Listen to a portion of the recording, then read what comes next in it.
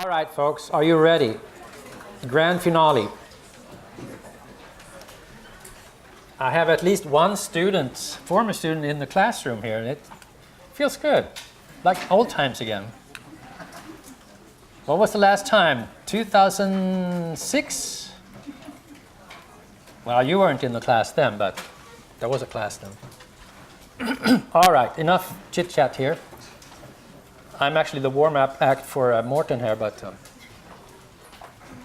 we begin. So now, we've gotten down to here in our fine outline. And these two topics, Bayesian analysis and missing data analysis, not only do they fit very nicely into a 1.5 hours block, but they also go together very nicely thanks to the applications that we're going to take a look at. All right. So the reason we can describe Bayesian analysis so quickly is that all you need to know is this. So now it's time to go. If it weren't for missing data. Okay, so we do want to look a little bit into that black box and see what's happening, right? You're going to be confronted with the necessity of learning Bayesian analysis because many articles describe it. And it's not hard. It's much easier than mediation modeling. And it's always fun to peek into the black box and understand a little bit how things happen. And it's particularly fun with Bayesian analysis, I think. It's one of those topics like counterfactually defined causal effects in mediation that have, in my view, been portrayed in a much more complicated fashion than it needs to be. We're going to say these things in what we consider a simple way. True Bayesians may hate us for how we say it, but I think it works, and it's okay. We're going to now talk about Bayesian analysis and point out how it's advantageous to use it in some cases as a complement to ML, to maximum likelihood, which doesn't perform well computationally in all situations. And to do that, we're going to talk about priors, likelihoods, and posteriors. And we're going to talk about iterations and convergence in Bayesian cases and plots and model fit, and give several examples. So, why do you need to have one more thing to learn? Well, you do have to, because there are 6 great reasons to learn it. And here they are. So now, first of all, definition, frequentist analysis, that means maximum likelihood or weighted least squares, for instance. And any other analysis is non-frequentist, and Bayesian is very non-frequentist. There's actually been a war between Bayesians and frequentists for a long time, and it's starting to calm down now. I would say that almost half of the statistical articles being published these days are based on the Bayesian estimator, not the maximum likelihood estimator. And why is that? Well, 6 reasons. First of all, I claim that much more can be learned about parameter estimates and model fit. So parameter estimates in maximum likelihood, you get one parameter estimate and its standard error. With Bayes, you get the whole distribution of that parameter estimate. True, you can get that in maximum likelihood if you add bootstrapping, but that's just it. You have to add bootstrapping to get that whole distribution of the estimate. In Bayes, you get it right away. Model fit in Bayes can be much more elaborate than in maximum likelihood estimation. You could look at any aspect of the model, any piece of the model fitting the data well. And you can do that through a concept called PPC, posterior predictive checks, that Gelman and others have come up with. We're going to talk a little bit about that, but not much today. But it's a general approach that can be applied not only in the overall fit, but in fits for different specific pieces that you want to get right. For instance, estimating the probability of 0 counts or something like that. And I claim that large sample theory is not needed for Bayes. In ML it is. In ML, when you have a parameter estimate and a standard error, and you do plus minus 1.96 times the standard error to get your symmetric confidence interval, you're really assuming, first of all, that the sampling distribution of the maximum likelihood estimate is normal, symmetric. And that's not necessarily the case unless you have a large sample. For Bayes, you don't have to have that assumption. The posterior distribution is always right, and it's often non-symmetric. I also claim that small sample performance for Bayes is better That's a little bit more controversial. There's been a couple of applied articles written about that. That is if you choose the right, appropriate, weak priors, which I'm going to get to. But there is at least a hope that small sample performance can be better with Bayes. For instance, if you have multi-level modeling, two-level modeling with rather few two-level units, rather few clusters. Like for instance, 10 clusters. Typically we want to have 20, 30, 50 clusters for two-level modeling. But maybe you can get away with fewer and still do well in Bayesian analysis. And in Bayesian analysis, you can work with priors. Prior is something that frequentists tend to hate, but you can make priors your friend. And you can use it in a way to build on previous studies, sort of in a meta-analysis fashion, where you have a population for which you repeat an intervention over time, and then you learn from the previous intervention the results of the effects, and they can become priors, more or less stringent, informative priors for the next study. We're going to talk a little bit about priors that are informative in this fashion, but we're going to talk much more about the Mplus default of non-informative priors, which do not offend frequentists. And I would claim that Bayes comes in very handy in some cases where ML would be computationally demanding. We've seen examples where ML requires high-dimensional numerical integration. For instance, when you have binary factor analysis, you have a continuous latent variable, the factor, and you have binary indicators. Maximum likelihood then needs to compute the probability of the indicators.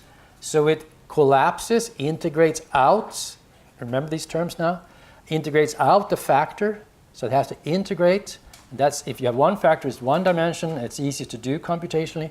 But when you have, say, 5 dimensions, it gets very heavy to do computationally, it takes a long time, and you lose a lot of precision, not only in the estimates, but also in the log likelihood, so that big comparisons become less dependable. So Bayes is useful. It avoids numerical integration. And then you have cases where maximum likelihood is pretty much impossible. And then Bayes, with its non-informative priors, can be viewed as a computing algorithm that would give essentially the same results as maximum likelihood if ML were computationally feasible. So that's a very strong point for Bayes. And then point number 6, new types of models can be analyzed where ML is not practical. And we put tomorrow and Friday's topics in that category, DSEM, at least in a case where you have a lot of random effects, which we will have a lot of tomorrow and on Friday. A lot of random effects, a lot of parameters that vary across people. In that case, maximum likelihood would have been a hopeless estimator for DSEM. And tomorrow and Friday, all we're going to talk about is Bayes. Tomorrow, how many of you will be here tomorrow also again? How many of you will not be here tomorrow? Okay. Well, then you have the chance of hearing this Bayes story twice. So after lunch tomorrow, I talk about this topic again with a few additional twists. So if you want to take a long lunch tomorrow, you can have half an hour extra if you pick up everything I say today. So we're going to look at 2 cases here, informative and non-informative priors. Once again, this is the Mplus default, but you can also specify your informative priors for Mplus.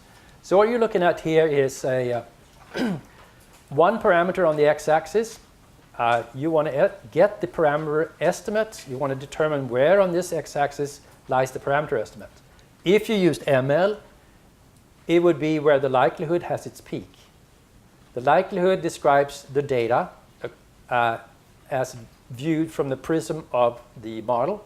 So when the likelihood has its peak, that is when the first order derivative is 0, that is where the parameter estimate is according to ML. But you can have a prior notion based on previous experiences, pilot studies, that describes the distribution of a parameter. And this is heresy to a frequentist because a parameter is a fixed value to a frequentist, but to Bayesian, a parameter has a distribution, a prior distribution. Before you collected the data, you have the notion that, yeah, most values for the parameters are likely to be around here. but you're uncertain, so you have a certain variance around that mean.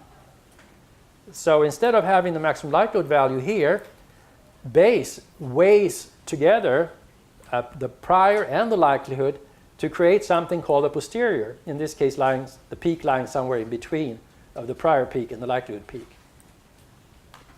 That's how it works. Now, if you have a non-informative prior, then you have a prior with very large variance, infinity perhaps, in which case there is no difference really in the peak between the posterior and the likelihood peak. They would fall approximately at the same parameter value. And that's the Mplus default. So even though the priors are uninformative, non-informative, or diffuse, we benefit from them in the computational algorithm that Bayes provides compared to ML. So as the prior variance increases, the Bayesian estimate gets closer to the maximum likelihood estimates. Yes. And then the informative priors, they are priors where the variance is not huge. And the smaller the variance, the more certain you are about what you think the parameter estimate will be, coming from substantive theory combined with previous studies of similar populations. In between, we have weakly informative priors. And that is used more or less to help the iterations, the computations of the estimates from a technical point of view, which in some cases can veer off in the wrong direction if you don't guide them. If you know, for instance, that it's impossible that a value is greater than -1 to +1, we can have a prior that more or less forces it, the true value, to lie in that area. So that's a weakly informative prior. We use that for thresholds in categorical variable modeling. We're not going to talk much about that today. Now I introduce you to trace plots. So you're going to get to know a lot of new words here. A trace plot is a plot that shows on the x-axis the iterations. You iterate, just for like for maximum likelihood, you iterate. You get closer and closer to a final product. And so you have the iterations on the x-axis here. You can see this in Tech 8 also. On the y-axis, we consider a parameter, the values of a parameter. In this case, it's mean. And a starting point could, for instance, be up here, the listwise deletion estimate, a very rough estimate, not maximum likelihood, not Bayes. And then we're going to iterate our way through here over the iterations. And what this does, it doesn't just end up with one estimate that's correct, not just one estimate that's in ML. What you're getting here is a distribution. Do you see the distribution? No, you don't, because you have to tilt your head to the left like this. And then you can see that the points fall down into most points lying in the middle here, and some points at the extreme parts, the tails. So if you don't feel like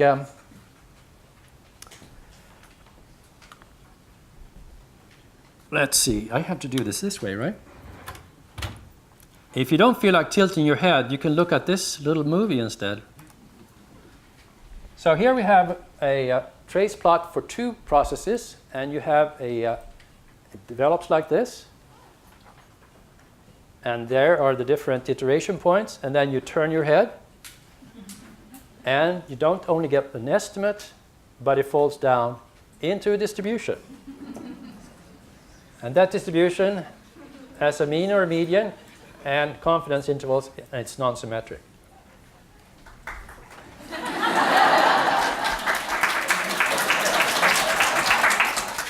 your x and y variables weren't on the same scale to begin with, is this really right?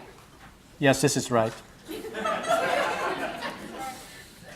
So let's look at that again. So what's happening here is we have gone many more iterations than the 30. We have gone way over here. And there's a line here, which is the line where you discard the iterations early on here because they haven't stabilized.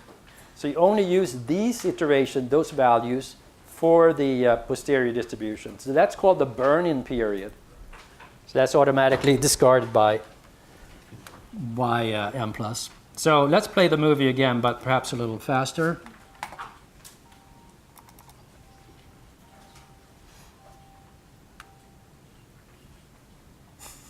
Maybe you should have subtitles. Anyway, now you will forever remember how the posterior distribution comes about, right? The movie. All right, enough of that, right? So here you have it again. You have the, this is the trace plot, and there are two iterations going on at the same time. That's the default in Mplus. We'll get back to that in the Mplus input.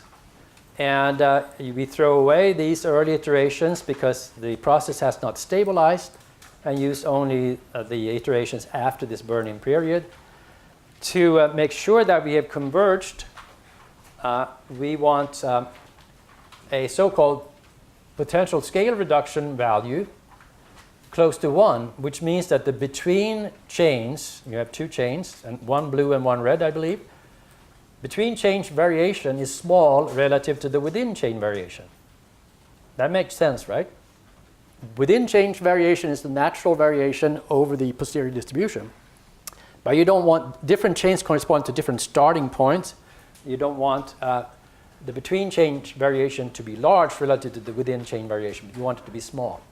So when PSR comes down towards 1, you will conclude that the process has converged, and it's not only one estimate that is converged to, it's converged to a distribution very nicely.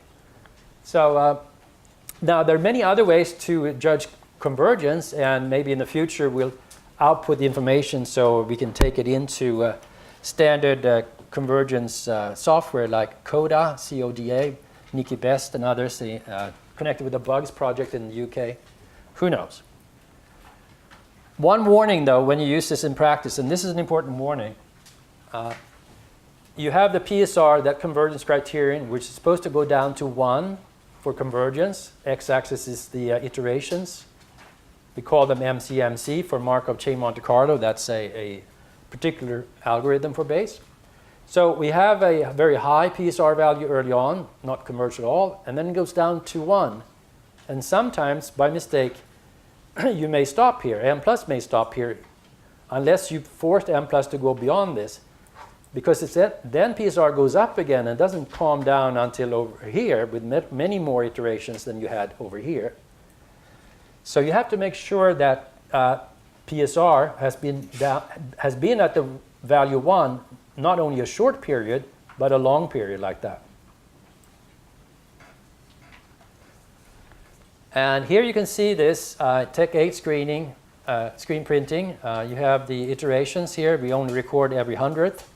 You have the potential scale reduction, which starts out pretty low, but lo and behold, it goes up here and then down, and you might prematurely stop here, but then it goes up again to 1.2 before it starts coming down. So you should go on very much further. Maybe you want to force about 5,000 or 10,000 iterations. And you can see here which parameter has the biggest problem.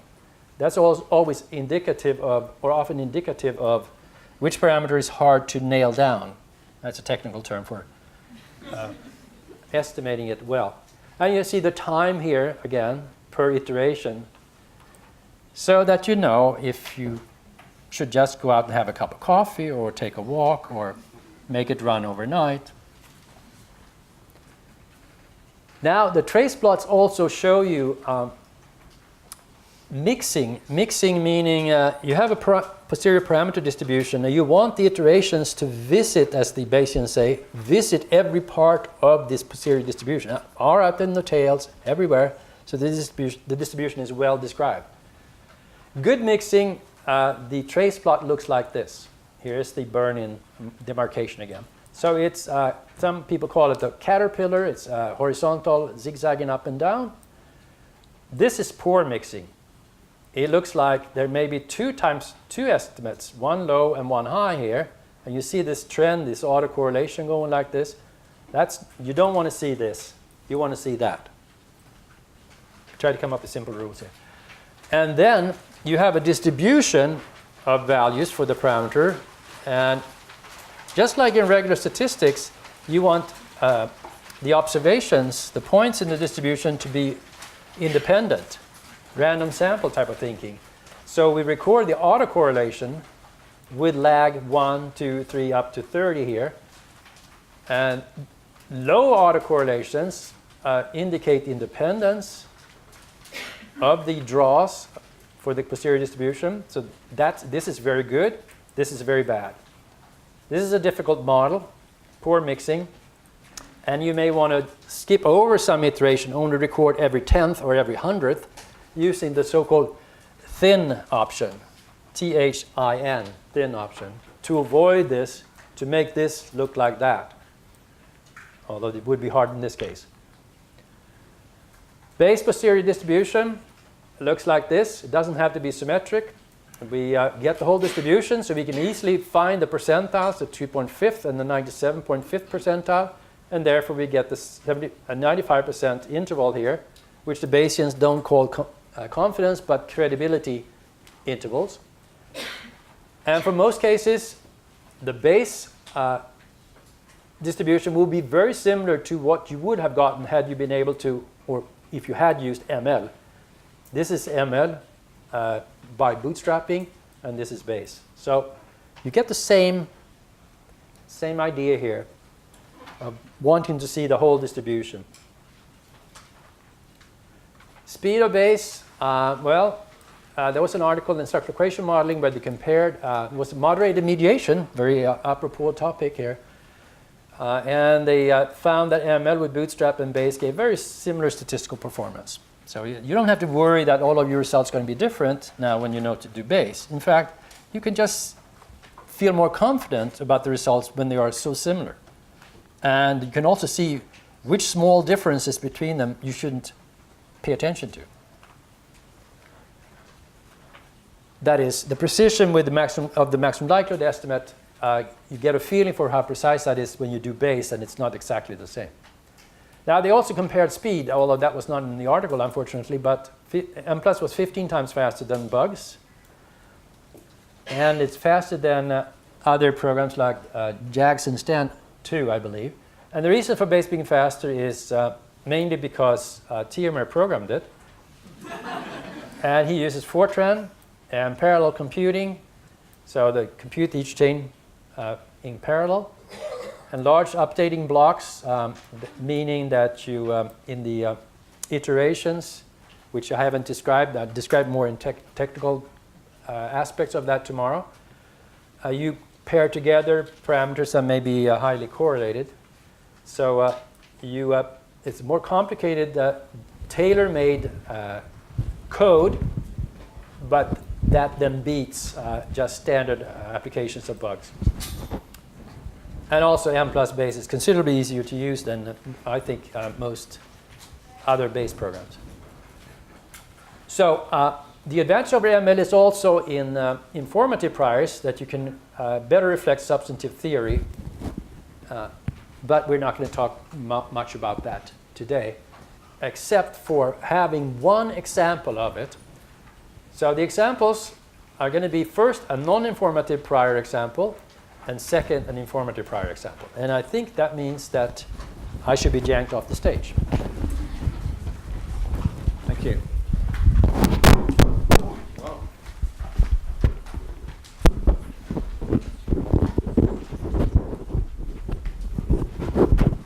All right. Dramatic entrance.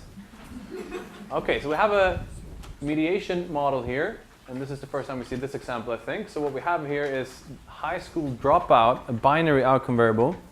So if you have dropped out of high school or not.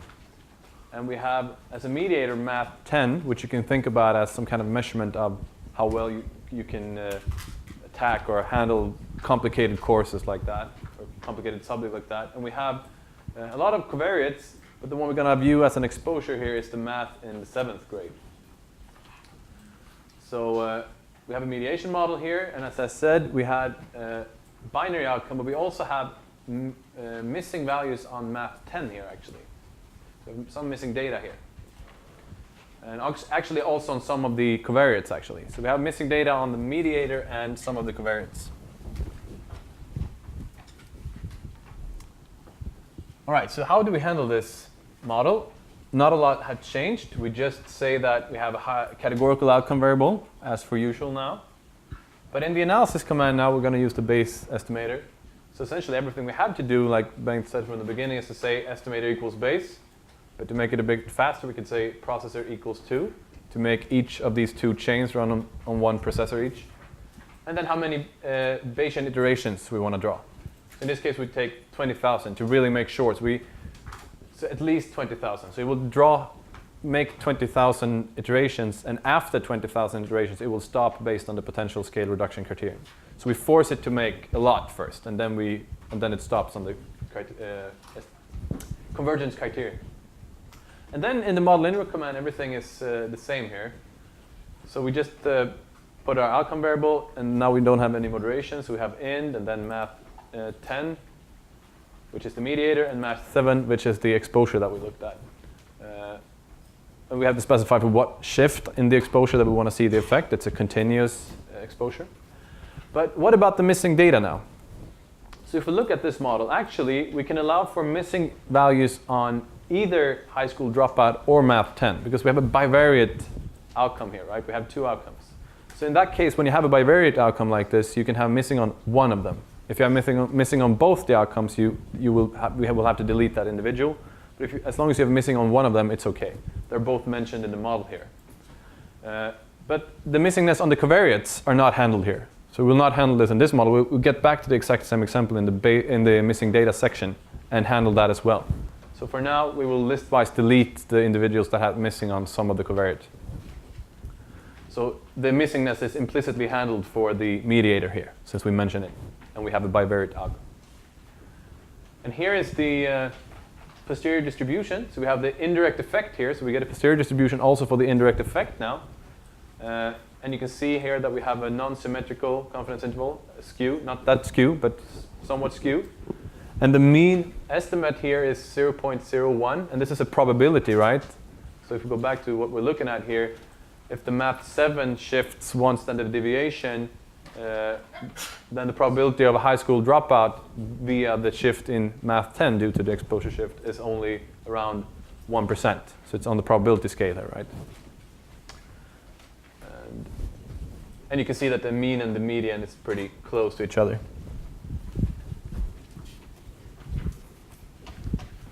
All right, so if we compare them then, the ML estimates, if we would estimate this model with the maximum likelihood model, they give almost identical results. Identical in the sense that you would make the same conclusion. You would draw the same conclusions, but not identical in the case that we have a numerical procedure, so we will not get the exact same, obviously. But in this case, maximum likelihood needs Monte Carlo integration with 250 points, because the mediator is partially latent now, right? The mediator is not observed for everyone. So we would also need to have bootstrap for the maximum likelihood framework, as we said, to capture this skewness of the sampling distribution and the indirect effect, and also to get the non-symmetrical confidence interval. So the maximum likelihood would take 21 minutes here, whereas the Bayes would take 21 seconds. So it's a pretty large difference. Even for this example, it's not that heavy. And also, not only is the time difference large here, we base the ML skew distribution on 1,000 draws, whereas the Bayesian posterior is based on 20,000 draws. So we have a lot better precision in the higher and the low percentiles of this distribution. So the confidence interval is probably more accurate for the Bayes here, assuming that we have independent draws.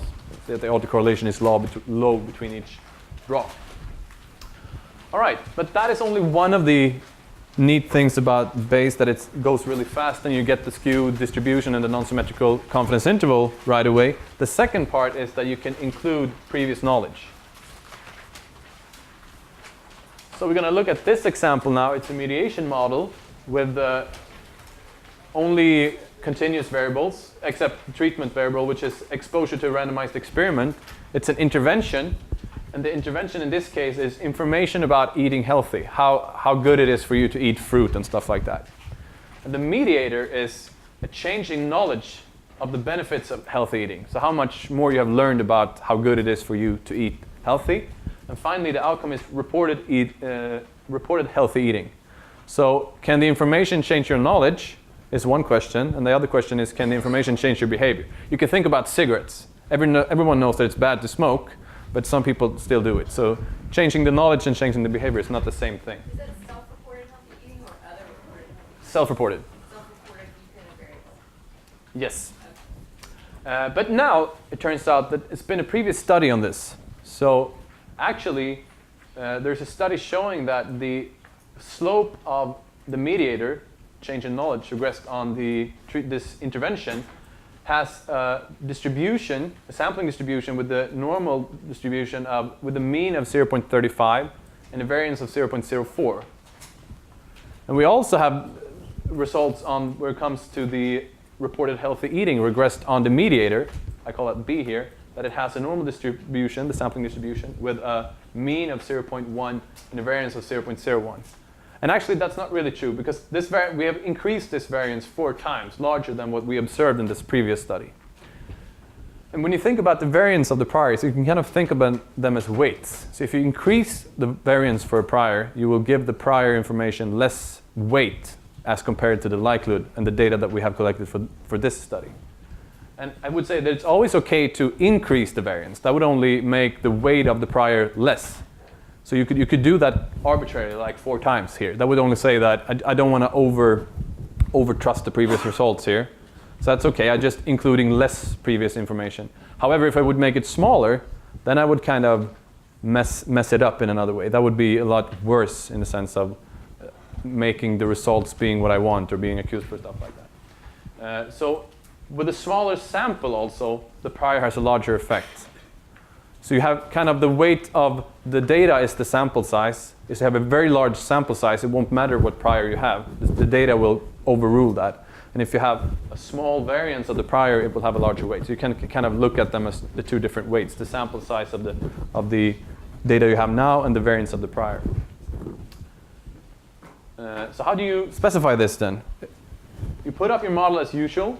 You have to use the Bayesian model, of course, because if you want to include priors, that's part of the Bayesian framework. And what you do is that you give labels to the parameters that you want to have informative priors on. So every parameter in the model has uninformative priors or non-informative priors as a default. But if you want to override that and add an informative prior, we just add a label. So we say that y regressed on M should have the label B, and M regressed on X should have the label A. So this is reported healthy eating regressed on change in information, and this is change in information regressed on the treatment. And then we add the model priors command. So this tilde should be read out as follows. So a priori, A follows a normal distribution with the mean 0.35 and the variance 0.04. And a priori, B, which is this slope, y regressed on the mediator, follows a normal distribution with 0.1 and variance 0.01. And this does not, of course, not have to be normal. You can specify other distributions here. So you can look in the user's guide what kind of distributions you can specify here and for different, which one is suitable for different parameters. And that's it. That's everything you need to do, really. And I don't think we will look at the results for this. But what I can tell you is that if you have some prior knowledge, that is actually prior knowledge, not something that you just arbitrarily made up, but like a previous study, you can increase the precision a lot. So this is something that I try to use as much as I can if I have previous knowledge. And do you have anything to add? Otherwise, it's time for the last section, missing data. All right. Fun. Yeah. Yeah, Morten's going to talk a little bit about the informative priors, I think, on Friday in part 7 of our DSEM day, right after lunch. Okay, well, Bayesian analysis wasn't too bad, right? Yeah. We make everything seem simple after mediation analysis. Missing data is no exception. It's also simple and fun. And what we're going to talk about, a little bit about missing data descriptives, and we're going to talk about these definitions, funny acronyms, and we're going to focus a lot on MAR, which is the standard missing data approach, which is used in most software. But we're also going to talk about modeling the missing data, and that can lead to more complex models, but some that are necessary.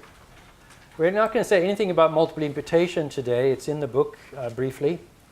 It's a Bayesian-based approach.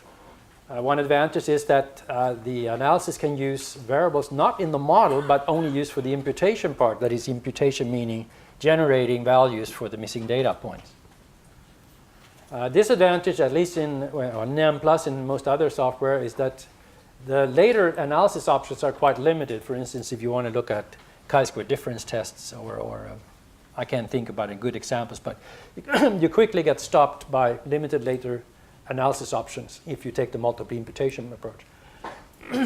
The lesson, I think, is try to use ML or Bayes as much as you can instead of multiple imputation, because you have a richer toolbox for those two. Both of them, both Bayes and ML, are good missing data techniques, and I'm going to say why. Auxiliary variables is an answer to the advantage of multiple imputation. That is, other variables that are related to missing data but not in the model. They can be put on an auxiliary list to make the standard assumption, which we call MAR, and we'll describe it shortly, make that more plausible.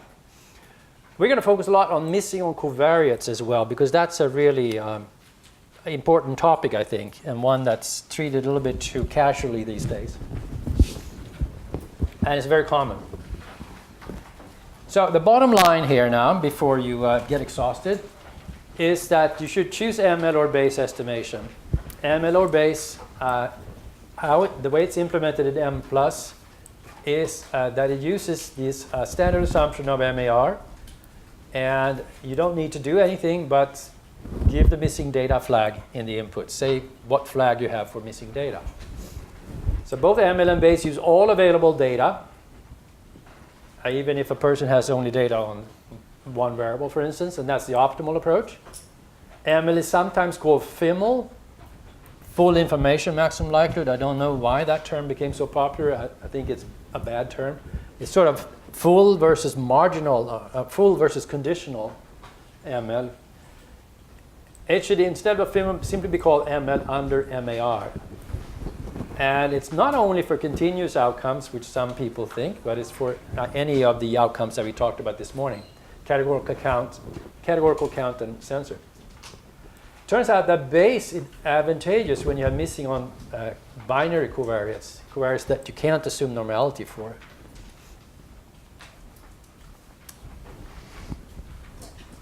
Is that me or you? I think that is you. Okay. Doesn't really matter.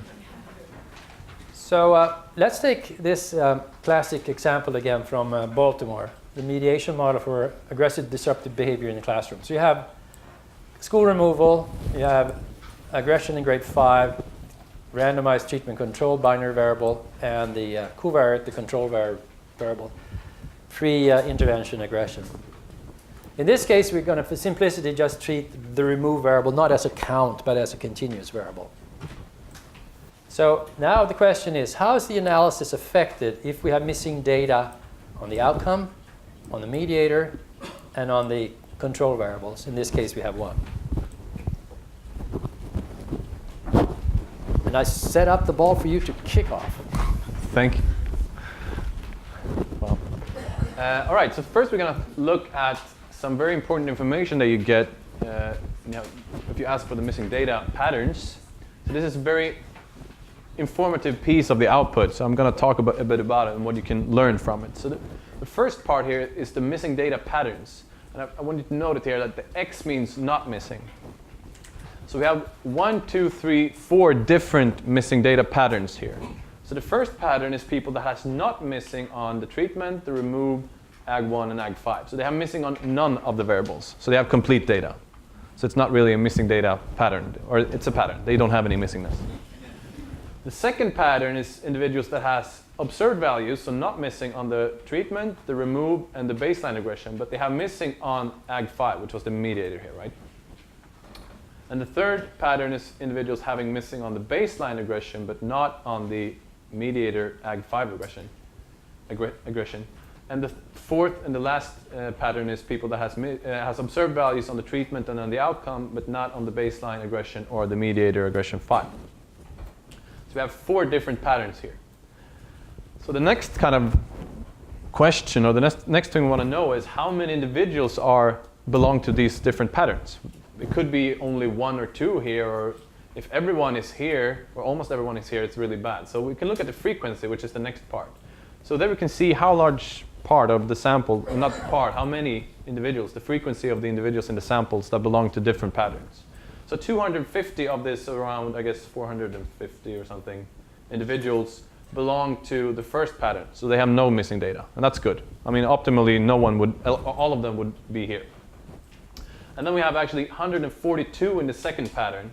So 142 individuals has missing on the mediator here. But only 21 has missing on the baseline aggression, and 28 has missing on both the aggression and the mediator here.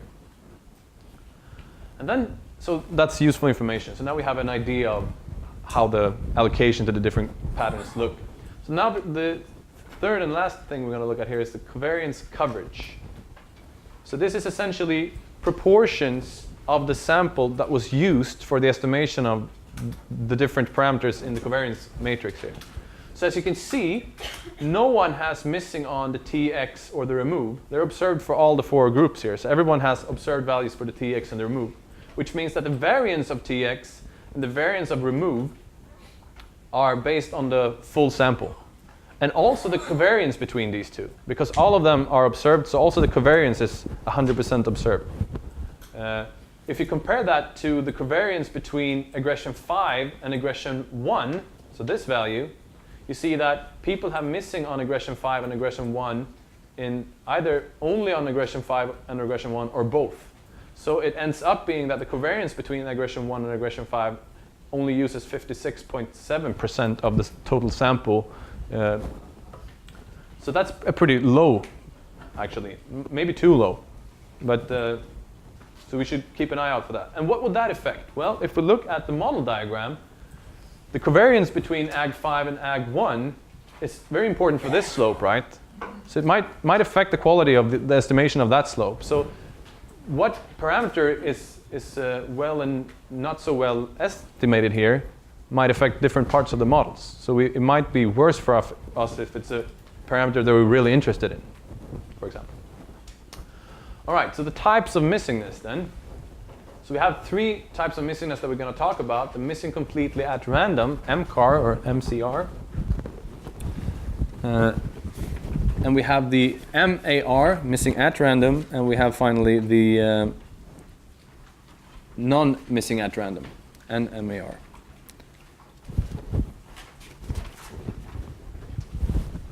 So not missing it, or missing completely at random, missing completely at random, that is what we assume when we use listwise deletion, right? So we assume that the missingness is not a function of any observed or latent variable in the model or outside the model. The missingness is totally random, it's non-systematic. So if it holds, then listwise deletion is okay, right? In the sense that we will lose sample size, so we will lose power, but it's okay because the subset that we have with complete data is still a random sample from the population. But if there is systematic missing, if there is some kind of mechanism that makes some people have missing values and some not, then the subset that we observed that was not listwise deleted would not longer be a random sample. So this is usually very doubtful if this holds, and typically it's only achieved if you have it by design, if you created the data somehow to have missing data for some groups. Otherwise, this is very unlikely. The second one, which we're going to work on most, is the missing at random, which is the assumption that we use together with maximum likelihood to handle this. And what we assume then is that missingness is allowed to be a function of observed variables in the model. So we can assume that the missingness is not random, so it's a kind of a weird name, but it's allowed to be a function of or dependent on some of the variables that we have in the model, some covariate that we have.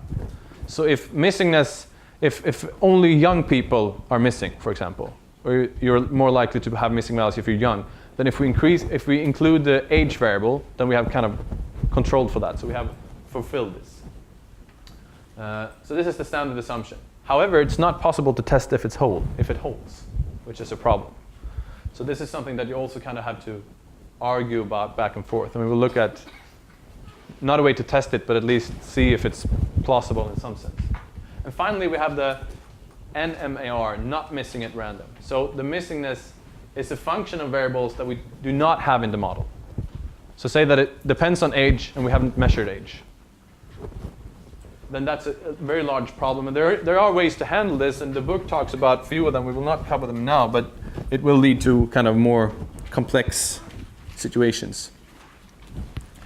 All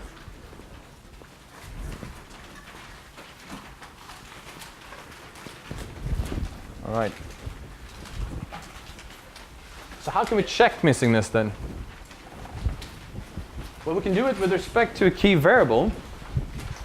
So if we have a key variable, some very important variable to us that is fully observed, so we have, for example, I don't know what that could correspond to. That would be then remove in our case, which is observed by everyone. What we could do is that we could compare the mean or and the variance or the standard deviation for that variable for the group that we would have if we used list-wise deletion, and compare that to the full sample, right?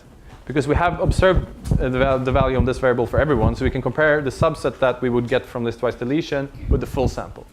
And if there is no difference between them, then the missingness might be random, right? There's no difference, at least in the mean of this variable. But if there is a significant difference there, then that suggests right away that we don't have missing completely at random.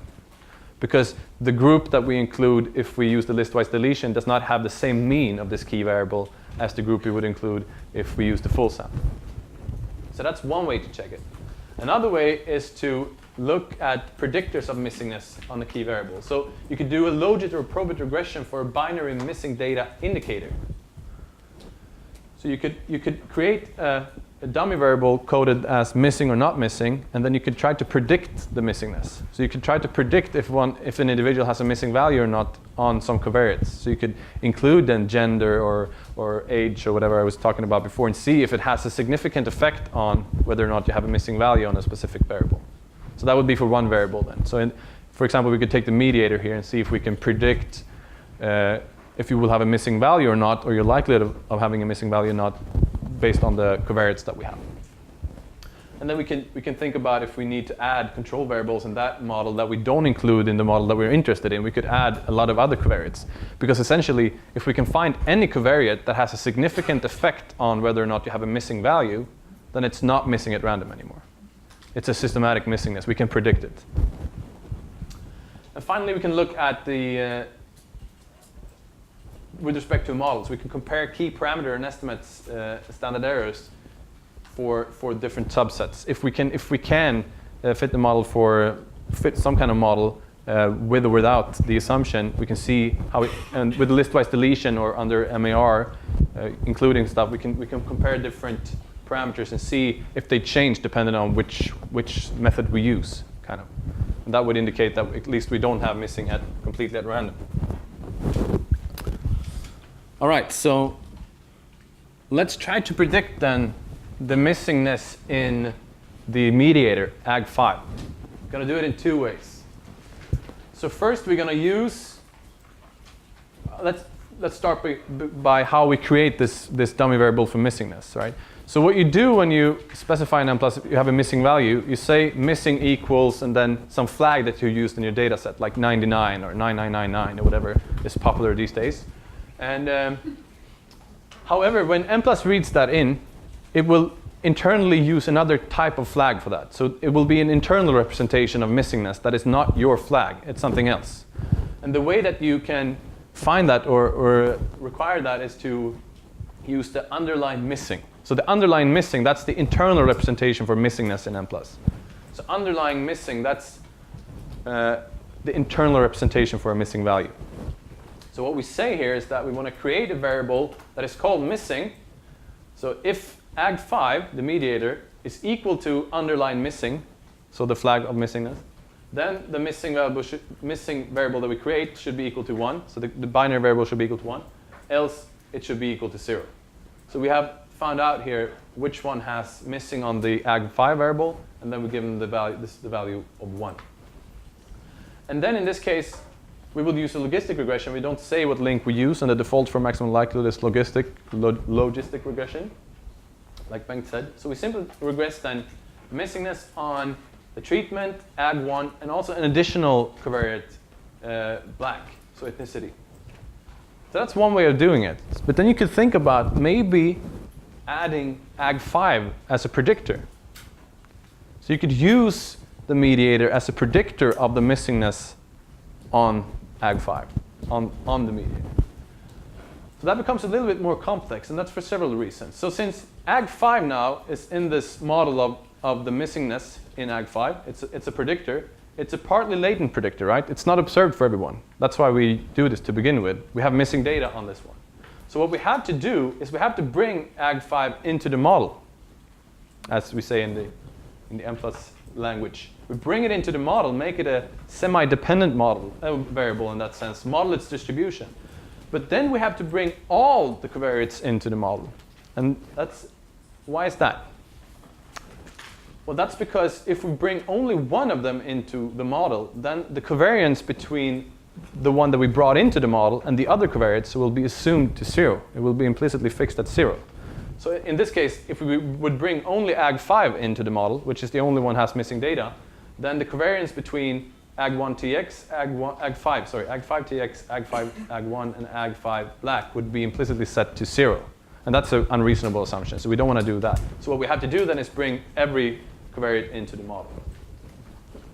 And in this case, having a partially latent predictor and a binary outcome calls for numerical integration. In this case, we actually have to use the Monte Carlo integration here as opposed to the usual one for this reason. And we use 500 points instead of the default. But I'm not going to talk more about that.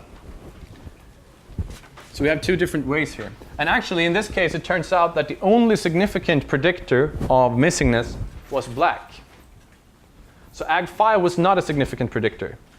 So that's good, at least. Because if AG5 was a significant predictor of the missingness on AG5, then that would be at least a problem for MAR. It's still not a test. We cannot test if MAR holds, but it would definitely be a strange result.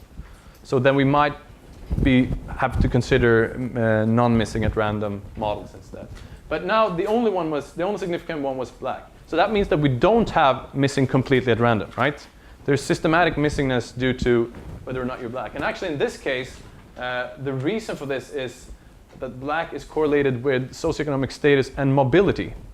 So in fact, there was missing for other people because they moved away from the school, whereas the black people had less mobility in this case, so they didn't move away. So we had more missing values for other people because they moved away from this area. So we don't have missing at random in this case. All right, so let's compare some results then. We can analyze these results, and actually this is from the table in the book, but I just want to say that it doesn't correspond to the numbers in the book because now we have the standardized values here. Standardized with respect to y. So these are the standardized results. So why do we only standardize with respect to y here, also x? For those who have used Mplus before, you can use the standardized. So you standardize both with respect to x and y. And this is because we have a binary treatment in this case. So it doesn't really make sense to standardize on that. We want to see for a shift from 1 to 0, not some kind of standardized results, not based on the standard deviation of that. So we only standardize on the outcome. And what do we see here? Well, we see a lot of things. But if we start by looking at the listwise deletion, which we know doesn't hold, or at least the assumption of missing completely at random doesn't hold, so the listwise deletion will give incorrect results. And we can see that if we look at the indirect effect, we can see that we have a significant, pretty large negative effect here.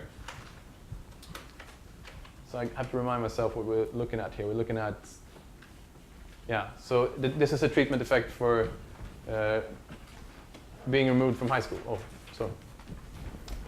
So there is if you get this treatment effect, then the probability of being removed from high school is lower, this says. But we cannot trust this. We know this. We don't have missing completely at random. So looking then at the maximum likelihood, assuming missing at random, where we have included subjects missing on AG5 and AG1 and AG5, we have another point estimate which is a lot smaller here, right? So but still significant because the confidence interval of the indirect effect does not cover 0 here. And if we add black, which we know is it's an important covariate for the missingness, so it could be wise to include it due to that at least, we see that we actually have this kind of a similar effect, but we shift this confidence interval a bit away from 0. So the fact that these two agree is kind of gives merit to the result that there is an indirect effect here, right? It doesn't change if you add one covariate or not. Isn't there usually more missingness in African American? There is, because you can't retain them in a prospective state, so there's more missingness. Can you I'm sorry. questions for All right. Q&A? Right. Yeah, I think it's you then, Bengt, if you don't have anything to add here. No, I think I just want to mention also that you see here how much of the sample we use in the different cases here. So in the listwise deletion, we have only used 250 of the full sample 441. So we use a lot more information in the maximum likelihood. So it's interesting that you can come up with, very easily come up with 16 ways to analyze these data with respect to missing. And many more, I'm sure. But at least some of the more important ones, 7 and 12 here, agree pretty well. So you have a believable effect of the intervention. And this is also some sort of a sensitivity analysis, different model assumptions that you use. Now, let me just tell you a little bit why ML under MAR, missing at random, is such a good idea. And by a simple case, that's actually borrowing from the classic Little and Rubin book, which I believe is coming out with the 3rd edition now.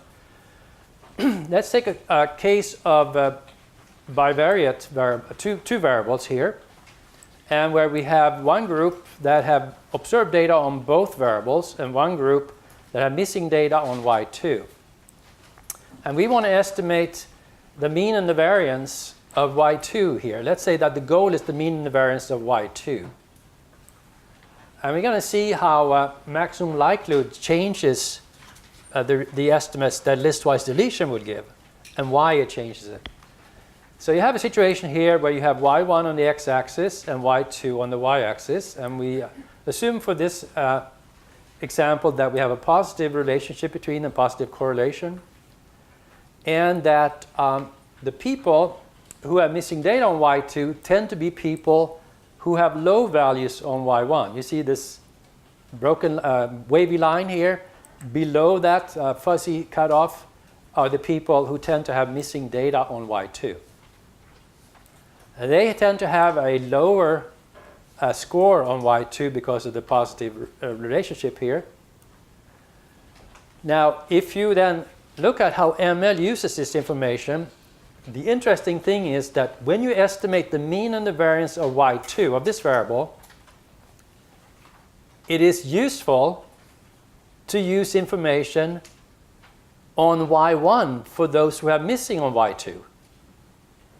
Kind of paradoxical. To use this piece of information here is useful to estimate the mean and variance of y2. Clearly because they're correlated.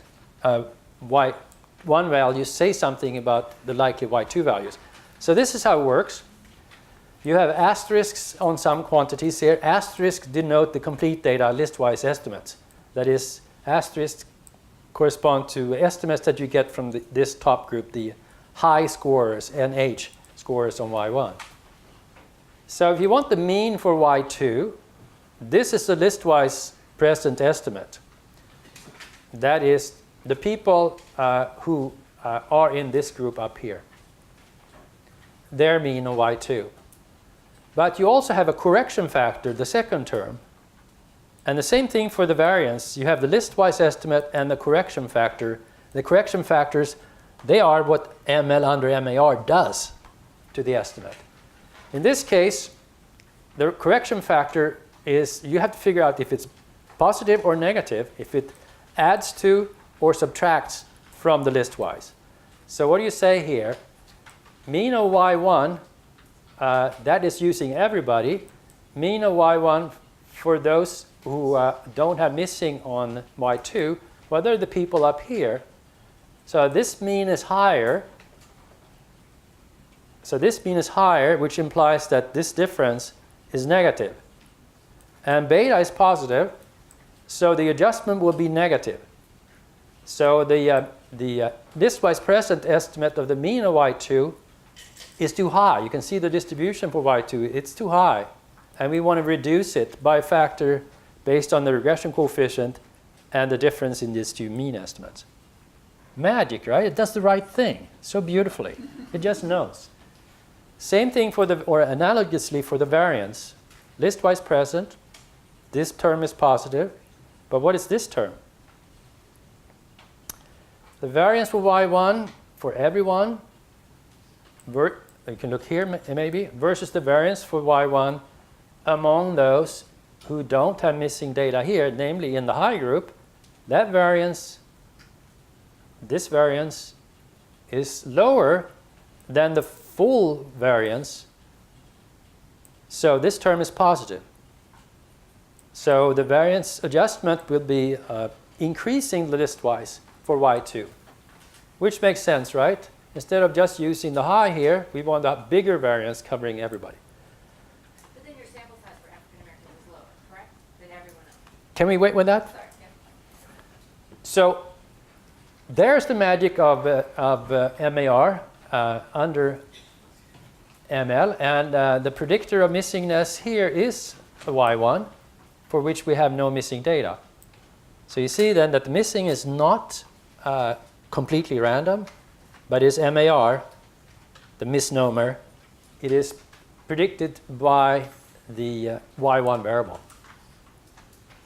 So that's how it works. And what you can then, in the book, it goes into more detail about why this beta estimate from the selective subgroup is a good and maximum likelihood kind of estimate. But that's a longer story. Now let's think about this a little bit, MAR and non-MAR situations. So let's say that we have missing on y as a function of the mediator. So say that data gets generated this way. You have the typical mediation model with one, well, this is a control variable. I could say C here if we wanted to be consistent. But in any case, this broken arrow says that M predicts missingness on Y. So one could look at that then. What's the data? What are the outcomes here? Well, we have the outcome M, we have the outcome Y. But what is also data is whether or not this missing on Y. That's another piece of data. So we have a binary variable here indicating whether or not we have missing on Y. That's extra data. Now, ML under MAR says that, yes, you can analyze the data this way, the data that were generated like this, missingness predicted by M. You can analyze this way, and you would get perfectly fine estimates. You can do that in Mplus as a little exercise, and in the book it is done. But ML under MAR says that dropping this missing data indicator from the model gives exactly the same estimates for all the parameters. Magic again, right? Yeah, right. So, but this gives you an idea that here you really have two sources of information, the Y value and whether or not it's missing, which gives you an idea then for an NMAR modeling, not missing at random. So here it is missing on Y, and we're saying that it is the value of Y that would have been observed, or is observed for some, that's predict whether or not you have missing on Y. And I use this corny example of an interviewer coming to the door to measure the person's health status, and the person is sick, but doesn't open the door. So the person has a value on the health variable, but given that the health is so poor, it's missing, doesn't get observed. So anyway, what NMAR modeling is this. It does this modeling. Actually, this can be done in Mplus, and it's done in the book, where if this is relevant, if this is the relevant cause of missingness, you can actually estimate the whole model. This is a partly observed variable, latent variable for those who are missing on it and observed for those who are not. And you can do that in all kinds of contexts. Like we saw in the previous slide, I did a big exercise on that using Mplus for longitudinal data with the informative dropout in a depression medication study. But it can be done for mediation modeling too. But that's all we're going to say about NMAR. Now, we talked about auxiliary variables in maximum likelihood estimation as an alternative to using multiple imputation, where auxiliary variables can be variables that are not in the substantively motivated model, but just predict missingness. So we try to make a distinction between two cases, top and bottom. At the top, Z, that covariate, plays a substantive role in the model by predicting M and Y, but it also predicts missingness on Y. So that's a great variable. It's included in the model for substantive reasons, but it's also a predictor of missingness. So therefore, for statistical reasons, for missing data modeling reasons, it plays an important role. Sometimes, however, as with multiple imputation, you can have variables that have no substantive role in the model, but only predict missingness. So here you have a Z variable. It has no solid arrow to any of the variables. It only has a broken arrow saying that Z influences missingness on Y. So it is a missing data correlate, but it doesn't play a substantive role. Now that case can be handled then in the maximum likelihood context by specifying Z as being on the auxiliary list with the option setting M for missing. And what Mplus does then behind the scenes, quite laboriously, is to correlate Z with all the observed variables in the model. And that's the way to do it. And that's all I'm going to say about that. And also proper adjustment for chi-square is done thanks to Tiermer's programming there. Do you remember that, Tiermer? Fond memories or? All right. So here is an important slide, folks. We're coming down to the end here. Now we talk about X's, bringing X's into the model by mentioning them. What does it mean and when does it make a difference? So now we have three missing data patterns, the no missing, missing on X, missing on Y. And we're going to be ultimately interested in a regression of Y on X. But if you look at the bivariate information here, log likelihood is the sum of the individuals, independence, so it's a log of the joint distribution. This is the joint distribution of Y and X for individual I. It consists of three parts. In this case, the first part, using only the N1 observations here, that can estimate beta, regression of Y on X. Now, very often people have missing on Y but observed on X. And they get very upset when Mplus deletes those subjects, because then the sample size looks only like N1 instead of N1 plus N2. So they don't like that. So they want to bring X into the model.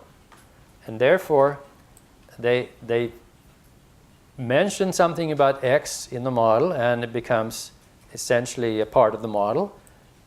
And you get a term like this, the distribution for X itself. In this case, then, you add X information you have both for N1 and N2 here in the sample. Now, even though you bring in X's here, and the total sample size in the output will say N1 plus N2, this addition that comes from using those people does nothing for the estimate of the slope that you got from the first term.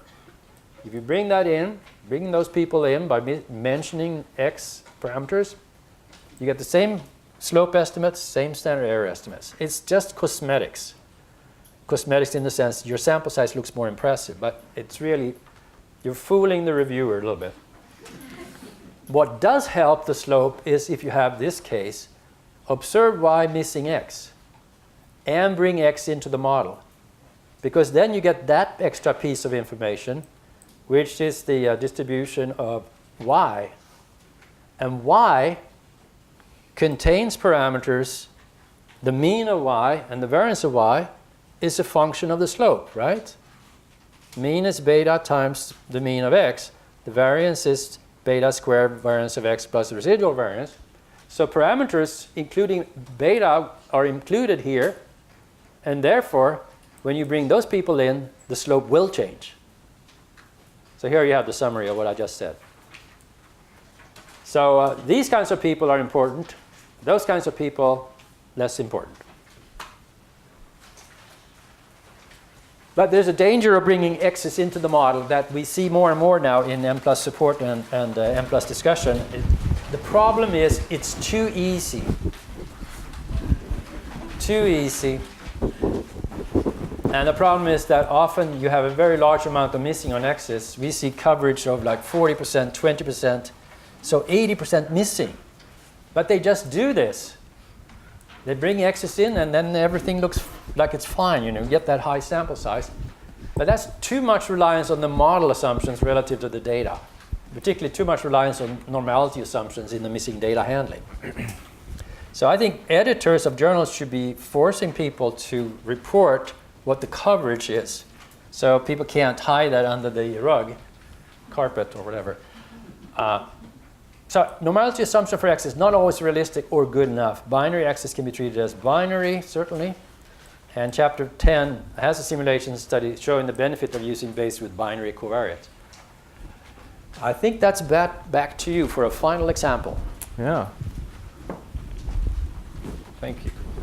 All right, so we're back to this example again. And as I said when we analyzed this during the Bayes section, we only handled the missingness in the mediator at that point in time. But now we're going to take also the missingness of the covariates into account and think about how we can do that.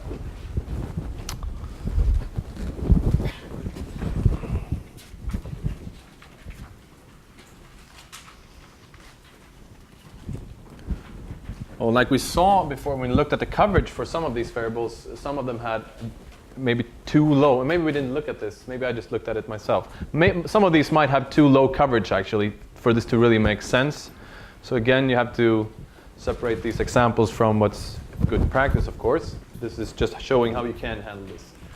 So first of all, ML would require, to handle the missingness on all the covariates here, ML would require integration over 10 dimensions. So the mediator and 9 covariates have missing data. And Y is binary. So that this would also require then 2,500 Monte Carlo integration points for sufficient precision. And you would still need to do the bootstrapping to get the non-symmetric confidence interval. So this would take approximately 6 hours for 1,000 bootstrap results, whereas Bayes would take less than a minute with 20,000 draws. So here we're kind of approaching the point where it really makes a difference. Imagine a few dimensions more, this would not be almost possible if you don't have a very large portion of patients, I guess. As we said already, Bayes doesn't need the bootstrap because the non-symmetry is already captured by the posterior. And we also have more draws from the posterior than we do from the bootstrap distribution in this case. If we wanted to handle the missingness and also treat the binary covariates as binary, and I will explain what I mean by that in a second, actually you treat them as binary, then that would require even more numbers of integration. This is actually a typo. I guess you took a long time for me to realize that 10 plus 15 is not 35. But it isn't. It's 25. So you learn something new every day. So in this case, you would have these 15 extra dimensions because you have 6 binary covariates, and you need to have a factor to represent the covariance of each of these pairs. So you would have to have a lot of dimensions here. So this would not be doable really in Mplus or in any software, because essentially the time consumption increases exponentially with the number of dimensions you integrate over. So you can, if you think about that, 10 dimension took 6 hours, and then you increase that exponentially up to 25, then that would be large. It takes 3 minutes with Bayes for 20,000 draws. So 3 minutes is a lot shorter than forever. And the reason for that is the Bayes model assumes a multivariate normal model underlying these binary covariates, and this would correspond to the probit assumption of the weighted least squares model. All right, so how do we do this then? How do we treat them as binary covariates? So essentially, what we have to do is to bring them into the model, right? And when we bring the x's into the model, we make them fake dependent variables. I think is the word that Bengt uses sometimes. We model their distribution even though they're not a dependent variable. But since some of these covariates are binary, and they are now fake dependent variables, we could specify them on the categorical variables that are categorical, right? They're dependent now, and they're even though we're not going to model the probability, we could mention them as being categorical on the categorical list. So not only the high school dropout variable is a binary variable, but also the female, the expelled, the arrest, and the dropout in high school already in 7th grade. All of those are binary, and Hispanic and Black as well. But now we have two choices here. The default would be to view them or to use them as latent predictors. And what does that mean? The second option that we're going to use here is to use them as observed, so as really binary. So what you have to think about is the latent representation of this binary variable is some kind of underlying smooth variable, right? So you can think about it, what do you think is the best predictor of the outcome here? Is it the smooth underlying propensity for something, or is it the actual, if it happened, or if you are a woman or a man or not? I think the arrest variable is an interesting alternative. You could think about it, the smooth one, as the propensity if you're taking a lot of risks, kind of engaging in criminal activities. That might be bad, of course, for the high school dropout, but what might be even worse if you get arrested, because then you will end up in all the people who knows you will have a harder time getting a loan, harder time getting a job. So the actual happening that you've been arrested might be a better predictor for if you're going to drop out of high school, or than the smooth underlying distribution. So in this case, I think for all of these variables, for all the binary covariate, it makes sense to view them as observed, actually. So we do that by saying predictor equals observed in this case. So then the only thing that we have to do now is to mention them in the model, and we've done that in a special way here by mentioning the covariance. And there's a reason for this, because we have these binary variables now. Usually we might want to mention their variance, or that's something that people tend to do. And in a lot of the examples we mention their variance, but they don't really have a variance parameter, right? Because they're binary variables. So we could mention the mean instead. But since we would then have to mention thresholds and means for different variables, so that would be kind of messy. So the one general solution that always works is to mention the covariance instead. So this is kind of a good way to mention a lot of variables in a non-messy way. And I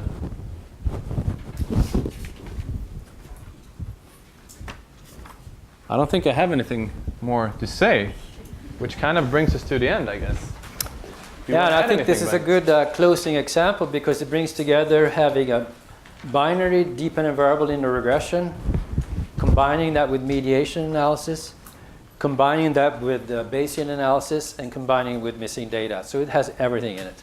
So that's where we end for today, at least. So, okay, a couple of things before you take off. First of all, before the question and answers, we have an Mplus party tomorrow after the day's end, right after the day's end out there, where you got your coffee. How many of you would be interested in coming there? There's going to be wine, beer, and some light food. Let's see, what kind of count do we have? What do you estimate that number to be? There's 2 missing data there. Yeah. Yeah, I don't know. Back. 150? Okay. 150. 198 in the room. And how many do we have in the room? 152 then. 100. I would say 130. Yeah, but I'd rather estimate the amount of beer if I could. There's an underlying agenda there. A lot of food left over. We could give it to the homeless people, but it would be nice if we could. Okay. All right. I would say 140. That's what I saw. I didn't see 140 hands up. Let's do it again. Okay. Higher hands, so we can really. Oh, they want. When the beer was mentioned, more hands. Okay, can we turn? Okay, How so many the do you people. say? What? I say Yeah, 125, I think too. Yeah, I can deliver that. Fine. Don't blame me then. All right, that's good, folks. And have a nice evening. Those of you who have to leave right away. But otherwise, we have time for questions and answers. Yeah, and I was going to say, the folks who are coming tomorrow, right, for the next 2 days, do not lose your bag, because we don't have enough ones to give you, or your break, and then we'll give you the handouts tomorrow. So just come in. All right. We're ready with the microphones here. Okay, one for you and one for you back there. Do you have a slide number or just a general? Oh, just a question. So can Mplus handle the Bayesian Cox survival analysis with missing data on covariates? Very good question. Timur, did you capture the Cox. question? Survival analysis? With Bayes and missing data. No survival. No. Yeah. No. The answer is no. Okay. No continuous time survival analysis with Bayes yet. Okay. One more question. So for missing, You can do discrete time survival. Discrete time survival can be done by Bayes, yeah. okay. And one more question. So for multinomial categorical missing covariates, can you do the same thing instead of the binary missing data? Like if you have multiple categories. You would have to split it up into its binary components. You could do that. The question was about multinomial covariate. Can you do this missing data handling? And I'm saying you would split it into several binaries. C minus 1 binaries. Then you could do it. Okay. Thank you. Yes, gentleman in the back. Thanks. Could you just briefly speak to the advantages of Bayes for small samples, particularly like how might that look different in your analysis output versus ML? Yeah, do you want to do that? Well, the most obvious way would be that you could include previous information, and that would, I think, be the greatest benefit. If you have any previous knowledge, which you usually do, I mean, it's very seldom that you have no idea about the parameter space at all, right? And I mean, even if you don't have a prior study, and sometimes it makes a lot of sense to use a weakly informative prior in the sense that you have a variable that you know cannot be negative, for example. So in that sense, you can increase the precision by adding previous knowledge or theoretical substantive knowledge. I guess that would be my first answer. Do you have any other idea? I wrote a paper in 2010 where I tried to explain Bayes in a simple way, a paper I didn't finish. I was asking for people's input, nobody wrote to me.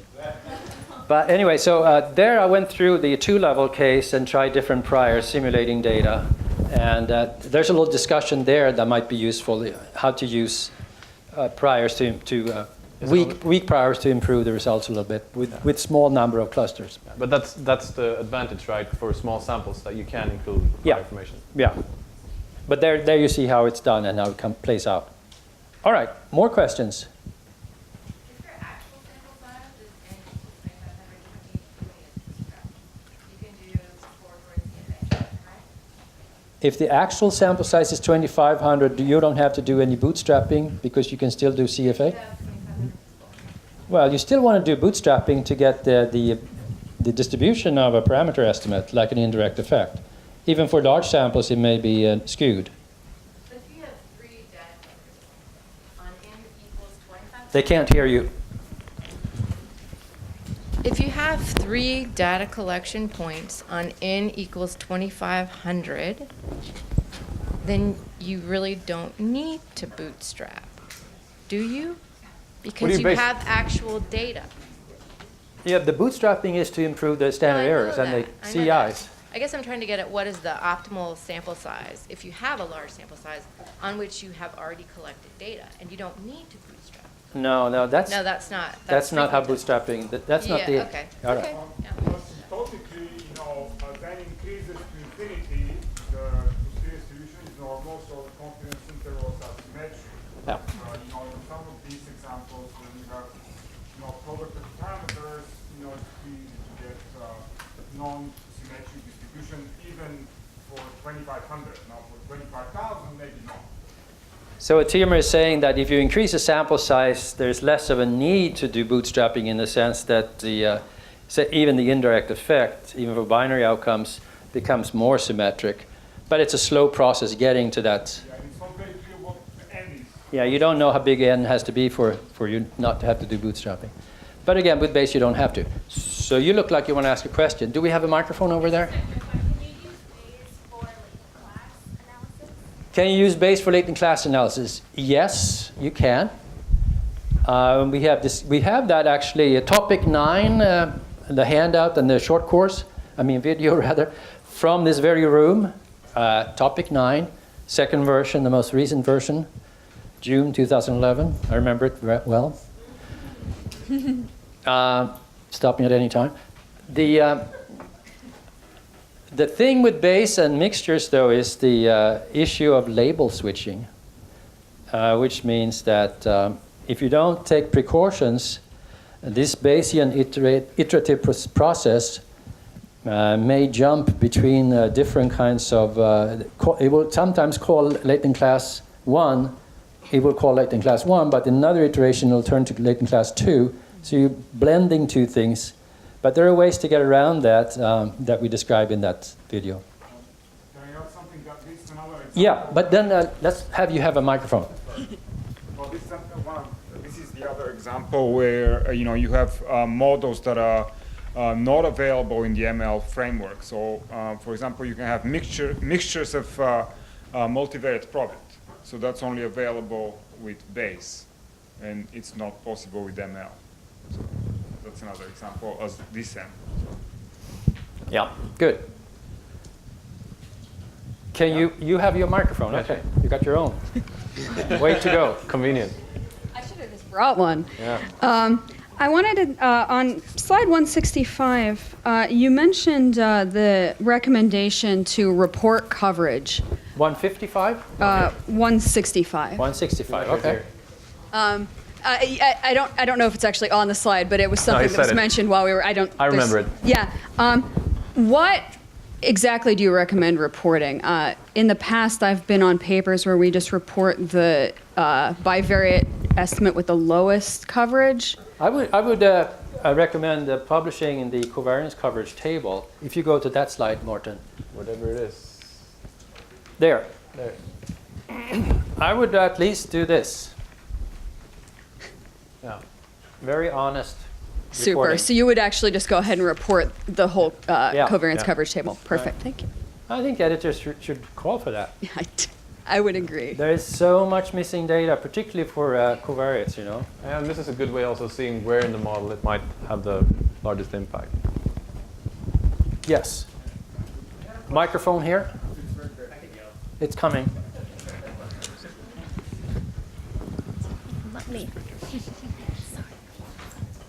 On 169, I'm like trying to draw that model. What is that? You're doing you're doing a covariate right there. What is the? I guess you briefed over that. What is? What I'm doing here is mentioning the covariates, right? I'm bringing them into the model. What we usually do when we bring them into the model, so making them kind of dependent variables in some sense, so we model the distribution, which we have to if they have missing. The way I'm mentioning them is by mentioning the covariance between them all. Do you want to show the picture? I think you want to see the picture, right? I'm drawing it. You're Doesn't drawing make it. sense to me. Okay, it's drawn. Oh. So you just include this as the model. Usually in regression analysis, this is not part of the parameters that you estimate in the model. You estimate these parameters, but now when you bring these into the model, you estimate the parameters of them as well. So the drawing would be that. Yeah. Somehow indicating that those x's are part of the model. So you would actually get the covariance matrix for this. That's why we mentioned all of these. Okay. But what's really cool in this example is the fact that you have some of these variables are binary, some are continuous, and you have a multivariate sort of probe with continuous variables, which is hard to estimate. Right, exactly. So Timur says that some of these are binary, and Emil has a hard time creating correlations between binary variables without introducing factors, which introduces more dimensions of integration. Bayes doesn't have that problem because it has an underlying multivariate probit model to make them correlated. So the covariance matrix and the tech data, if you standardize both x No. is on slide 25? No. Okay. But the book just Yep, the book. Okay. covers it. Yes. Microphone going from the front to the back. On page 149, you were talking about using priors and sort of setting them.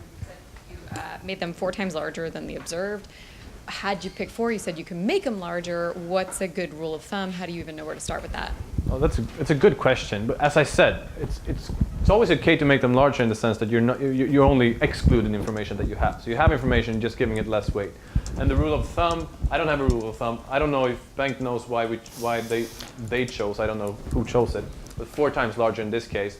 So in some sense, it's just a matter of. I mean, the variance of these was pretty small in the previous study. So There was several studies actually, so there was variation across studies. okay, So in that case, So in this case, it was variation across other studies. So the prior was kind of a combination. We saw that since they vary between other studies, we shouldn't believe in one prior study too much. So they could have not multiplied it by 4, but they wanted to be extra non-informative to not get criticized by those mean frequentists. Yeah. But the point is that even though you make it larger, even though you make it a lot larger, you're still giving a lot of information to the model, because before you had the totally real line, right? So even if you have a pretty large prior that takes on large range of values, it's still a lot of information. So it probably helped the precision a lot anyway. But 4 is completely arbitrary. No, yeah, it's totally arbitrary. So where do we have the closest microphone to this lady? Oh, it's coming down the line here. Just a follow-up. So that's like an expression of your confidence in that prior. Exactly. Yes. Yeah. Yeah, so as I said, the variance can be viewed as a weight. And weight, like you say, how much you trust it, how much you believe in this, how much you want to incorporate it. All right, and behind there, if you pass the microphone to back, oh, you have your own, okay. Comparing classical mediation to causal mediation approaches, would you expect missing data to have similar impact? Is the question if classic and modern mediation modeling would be differentially sensitive to missing data? Yes. I have no idea. But I mean, as I said before, I mean, the only difference between them is how we define the causal effects. But the causal effects are still functions of the parameters. So the question is how well we can estimate the parameters in the model under missing data. So that shouldn't matter. I mean, in the end, if we have good estimates of the parameters under missing data, then it doesn't matter what function we create the indirect effects of them from. So I don't think the modern counterfactually defined effects are any more sensitive to missing data. I can't think of how that would operate. No. Yes, we have a microphone here. I was going to say We're coming close to being kicked out of the room, folks. Two more questions. One This is may here. be kind of a rookie question, but That's good. I had a colleague, she got feedback on a mediation model where they said you did not randomize to the mediator. And I was like, what? Well, yeah, I was like, how do you do that, a priori? Is there anything that we talked about today, what would be your best strategy for kind of modeling around that? You typically cannot randomize the mediator, and the best approach probably is to do I can take that. Do a sensitivity analysis. Yeah.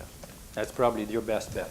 Yeah, but I Which mean, has to do with the mediator outcome confounding. yeah, but I mean that's kind of a weird way of thinking of it, because in mediation model, the m should be a function of x, right? So it's kind of, I mean, it doesn't make sense really. Yeah, it's hard. I mean, half the time people, I'm not a part of this today, but often people have like collected data, so Yeah. how do you randomize on something like that? Yeah. You can't. Most often you can't randomize the mediator. That's the Achilles heel that I mentioned. Can you come up with one example where you can? I think so, but I can't recall it right now. But Okay. it's very esoteric. Yeah, it must be very weird. Our final question. Who should have the final question of today? Are you sure? Sure. Okay. Better be good. We have the last slide, please. That's the book picture. Next, yeah. So Thanks for asking. Very good question. Yeah. we have all the covariates as categorical. What if we have a few? No, we don't have all. Continuous. No, we don't have all covariates. We only mention the covariates here that are binary. We have Okay. other covariates as well. They don't show here because we use the list. But if we look at we have all these covariates. So some of them are binary, some are not. Okay. So that's not a problem Yeah. because we have the underlying normal assumption there. I also missed the 2 numbers in the model. Yes. This is for what values of the exposure variable, math 7, that we look at the indirect effects for. So we look at a shift from 50, which is the mean of math 7, to 1 standard deviation above. So for this shift in the exposure, we will see the indirect effect here. Thank you all, and see you tomorrow at 8:30.